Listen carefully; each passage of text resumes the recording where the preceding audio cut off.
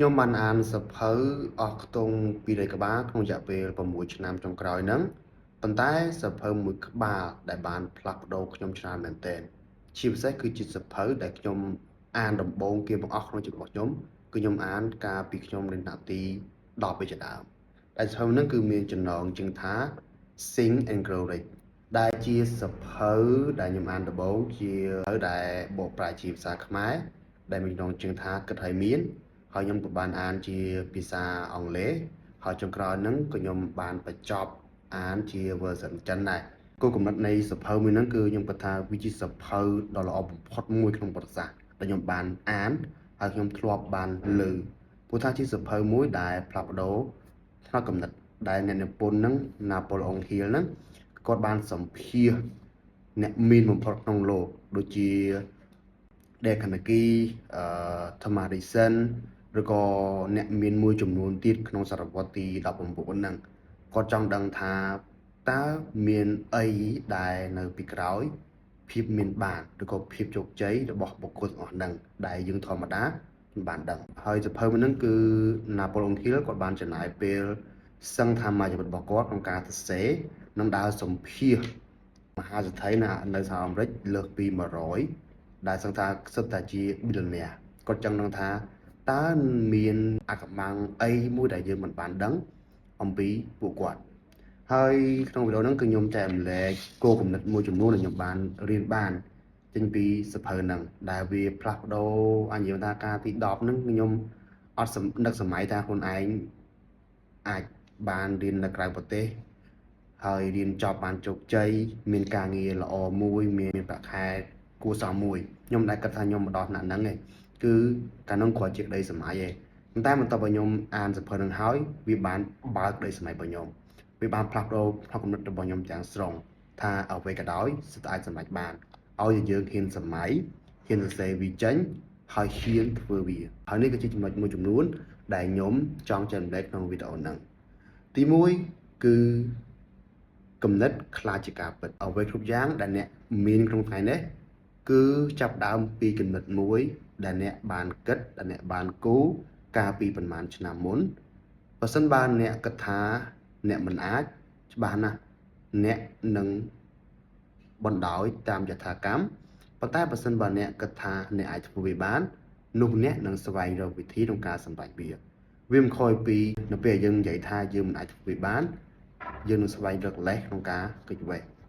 ប៉ុន្តែបើសិនបើយើងគិតថាយើងអាចធ្វើវាបាន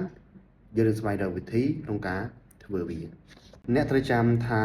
ខួរក្បាលរបស់យើងគឺប្រៀបបានជាមួយនឹងម៉ាស៊ីនមួយអញ្ចឹងបើសិនបើយើងគិតថាកំណត់អវិជ្ជមានច្បាស់ណាស់វានឹងមិនផ្ដល់ជីវិតវិជ្ជមានឲ្យយើងនោះទេនៅពេលដែលយើងបញ្ចូលការសង្ស័យលើខ្លួនឯងច្បាស់ណាស់ជីវិតយើងនឹងពោរពេញដោយភាពមិនច្បាស់លាស់រស់នៅតាមយថាកម្មនឹងឯងហើយចំណុចទី2គឺការមានបំណងប្រាថ្នាដ៏ពុះកញ្ជ្រោលមួយប្រសិនបើយើងគ្រាន់តែនិយាយថាខ្ញុំចង់សម្រេចវាខ្ញុំចង់ជោគជ័យវាគ្រប់គ្រាន់ទេប៉ុន្តែយើងត្រូវតែបដូរពាក្យនិយាយថាខ្ញុំត្រូវតែធ្វើបានខ្ញុំត្រូវតែជោគជ័យប្រសិនបើខ្ញុំមិនធ្វើវាមិនបានទេច្បាស់ណាស់មិនត្រឹមតែខ្ញុំដែលសោកស្ដាយដែលប៉ះពាល់គ្រួសាររបស់ខ្ញុំក៏ផ្ញើចូលវាសនាលើអីដែលយើងកំពុងធ្វើដែរអាហ្នឹងគឺពិតជាសំខាន់មែនទែនហើយនេះគឺជាជំហានទាំង6ក្នុងការបង្កើតគោលបំណងមួយដ៏ពុះកញ្ជ្រោលទី1គឺកំណត់គោលដៅច្បាស់លាស់កំណត់ថ្ងៃដែលអ្នកត្រូវសម្រេចឬក៏ការបដិឆេទនឹងហើយត្រូវដឹងថាតើអ្នកត្រូវលះបង់អ្វីខ្លះក្នុងដំណើរការនៃការសម្រេចគោលដៅមួយហ្នឹងទី4បង្កើតផែនការច្បាស់លាស់តើអ្នកត្រូវធ្វើអីខ្លះមួយថ្ងៃហ្នឹងតើអ្នកសម្រេចអីខ្លះត្រូវធ្វើរឿងអីខ្លះទី5គឺសរសេរវាចុះដាក់ក្នុងសភៅហើយបិទនៅលើជញ្ជាំងដែលអ្នកអាចមើលឃើញរាល់ថ្ងៃ